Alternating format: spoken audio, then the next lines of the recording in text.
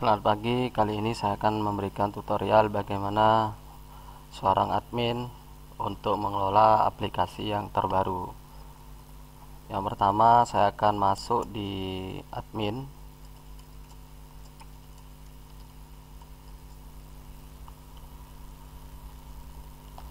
Di data baru ini, di data master, ini ada tambahan. Yang pertama, di bagian menu yaitu ada cabang. Jadi yang terlebih dahulu diisi adalah cabangnya.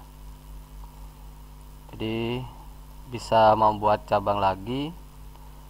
Nanti untuk kodenya bisa dibedakan. Setelah membuat data cabang, maka pengeditan yang kedua itu di data admin. Di data admin ini untuk cabangnya diedit, disesuaikan sesuai dengan kantornya atau tempat dia bekerja, admin bekerja. Oke, kemudian simpan. Oke, jadi yang saya tadi login admin, dia ada di cabang Mojosari.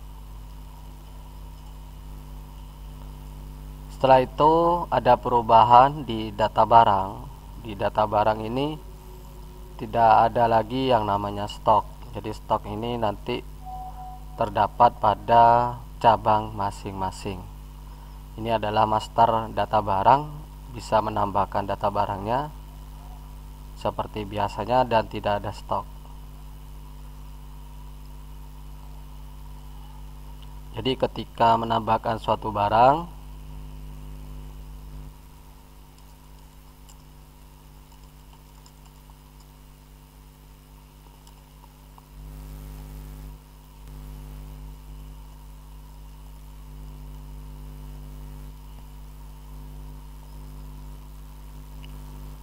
oke, ini sudah masuk.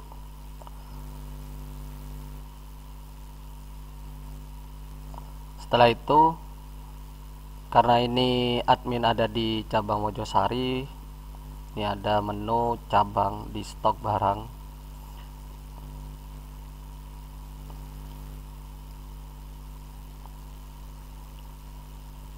Tadi ada barang baru yang namanya data ya. Contoh data baru 2. Jadi ketika kita mencari contoh data baru 2 ini tidak ada. Kita copy paste.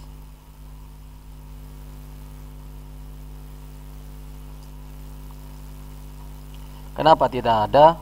Karena kita belum melakukan sinkronasi dengan data yang terbaru. Jadi perlu diklik sinkronasi ketika ada data baru. Jadi ketika ada inputan data baru, maka semua cabang, masing-masing cabang mensinkronkan data barangnya. Oke, ketika ini sudah sinkron, maka ketika kita mencari data yang baru itu sudah ada dan stoknya masih 0.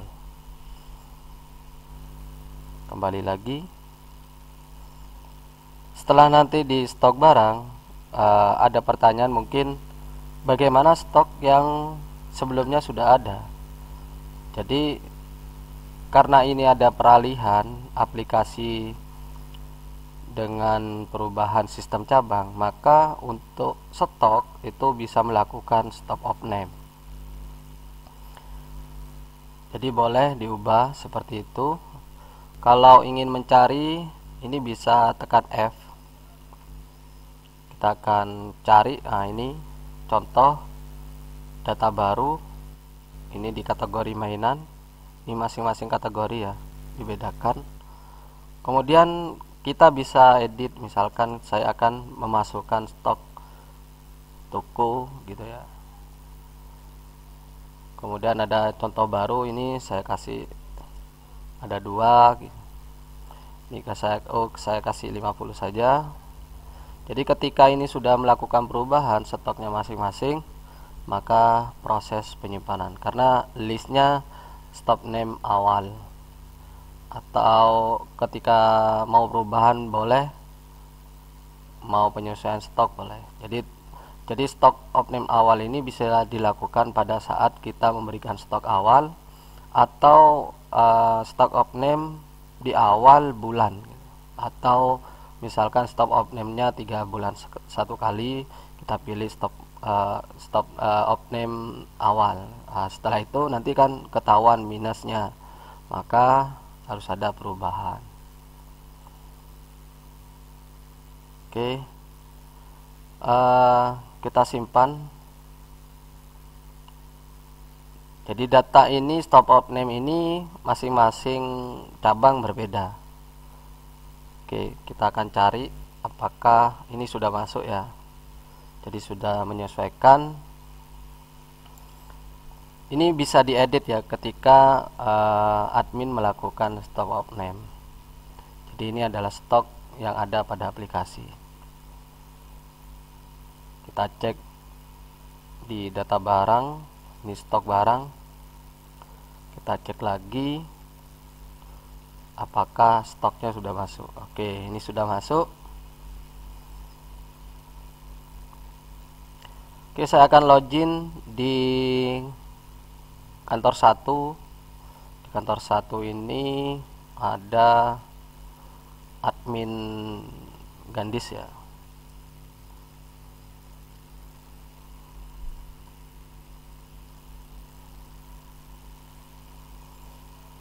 Oke, di admin Gandis ini sama dengan menu yang lain, kita akan melakukan sinkronasi.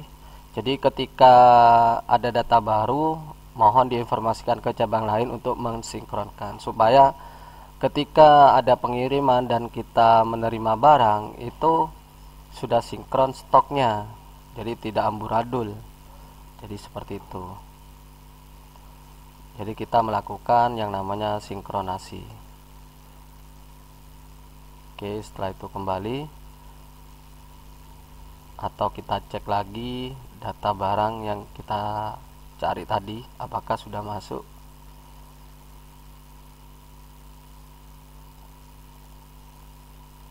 Oke, ini ya namanya ya. Oke, ini di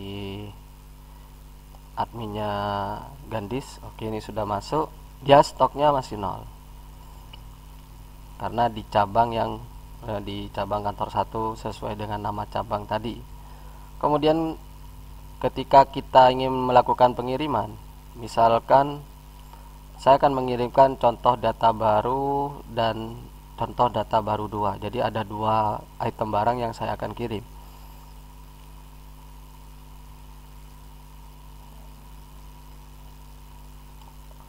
Jadi ini dibuat terlebih dahulu. Jadi nanti ini bisa dibuat, boleh nomor fakturnya diubah, boleh, atau ngikuti yang ada di sini boleh. Yang penting nomor faktur pengiriman itu tidak sama. Oke, dia akan melakukan pengiriman dari Mojosari ke kantor 1, ke kantornya Mbak Gandis ini. Oke, nama supir boleh diisi atau tidak. Oke, ketika statusnya ini masih proses kirim, belum diterima, dia akan berwarna kuning. Jadi kita akan isi.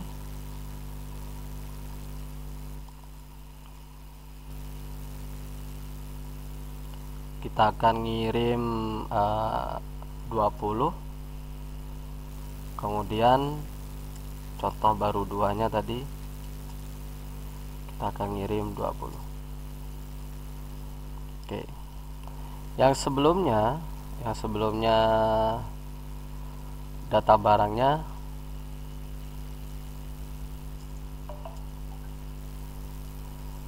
oke, di data barang ini stoknya sebentar.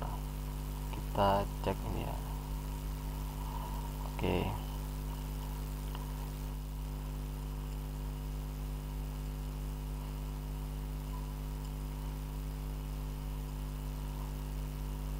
Oke. Yang ini Data baru 2 ini stoknya 100 ya. Jadi meskipun tadi sudah kita isi, ini stoknya masih belum ada pengurangan pada stok pada aslinya di cabang tersebut. Kita cari lagi untuk yang baru ini. Oke, kita cari berdasarkan ID-nya. Oke, ini belum. Oh ya, ini sudah ada. Oke, ini stoknya 50, yang tadi yang 2 itu adalah 100. Oke, gitu ya. Jadi ada 50 dan ada yang 100. Stoknya masih belum ada perubahan. Kita kembali ketika ini barang sudah dikirim, boleh untuk mencetak surat jalannya. Ini bisa save PDF atau langsung ngeprint pada printer masing-masing.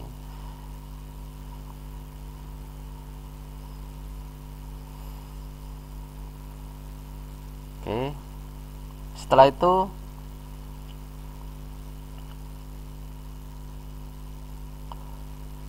di cabang yang menerima di Gandis ini akan nampak diterima barang.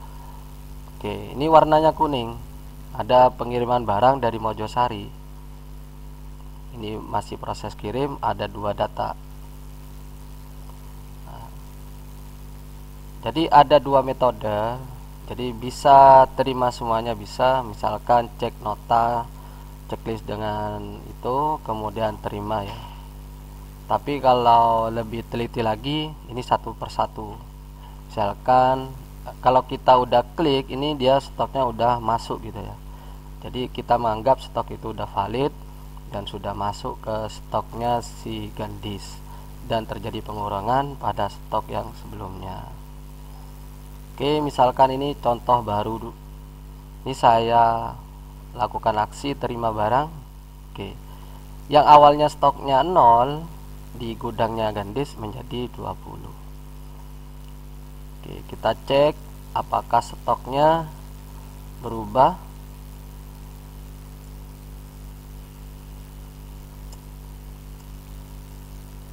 Oke, sebentar, ini ada spasinya tadi.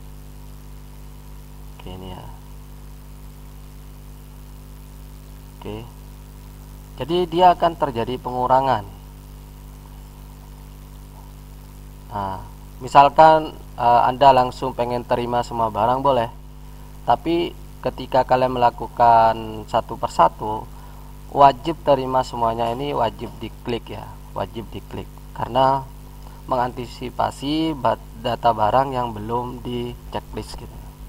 Jadi ketika ini saya terima semuanya, maka data semuanya akan sudah diterima. Kemudian bagaimana dengan stok yang kita sudah valid tadi? Ini tidak berpengaruh, dia tetap, karena dia sudah valid, dia tidak akan diproses. Oke, saya akan terima semuanya. Oke, ini 2020. Kemudian kita cek di sini untuk data barangnya apakah berkurang. Oke, ini tetap 30 karena sudah pengurangan tadinya. Untuk yang contoh data baru 2, kita cek yang awalnya 100 menjadi 80. Oke, bagaimana stok yang ada di Gandis? Yang di Gandis ini kita cek.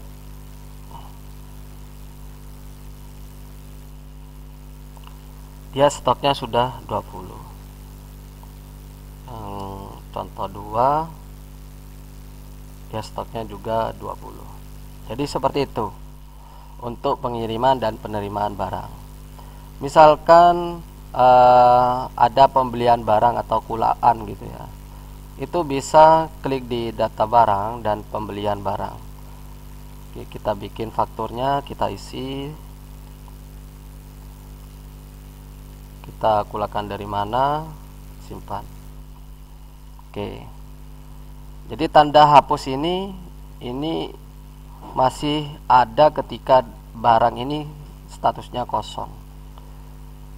Jadi kalau sudah ada datanya, dia untuk hapus tidak akan muncul.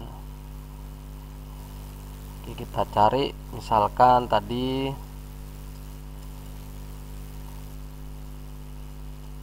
kita kulaan 50.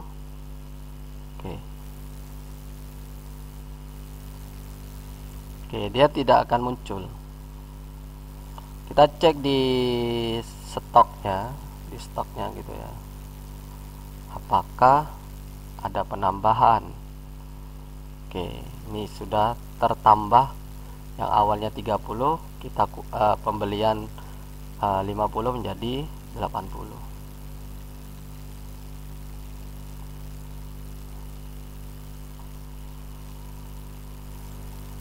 Oke, tadi ini ya.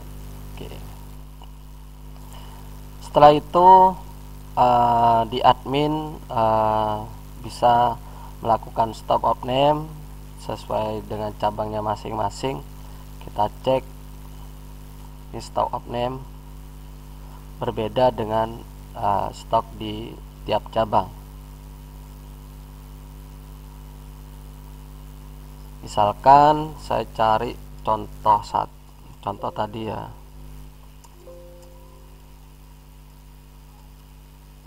Oke, dia stoknya 20, sedangkan yang ada di sini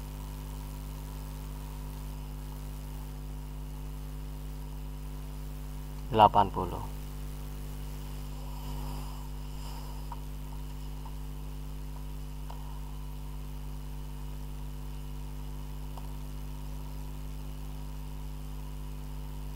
Kemudian oke, itu aja ya. Nanti kasir saya bedakan untuk videonya. Oke, untuk admin itu saja. Oh ya, ini ada cek stok ya, ada tambahan lagi. Kita bisa nyetak stop of name laporannya, kemudian kita bisa cek stok. Oke, ini akan ngeprint stoknya, bisa disesuaikan.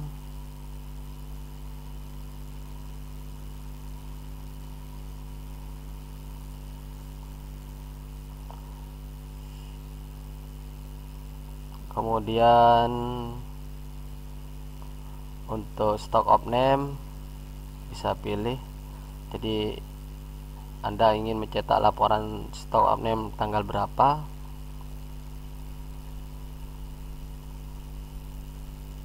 oke, dia akan muncul.